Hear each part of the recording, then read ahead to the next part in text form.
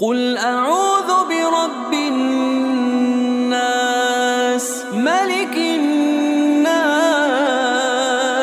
إله الناس من شر الوسواس الخناس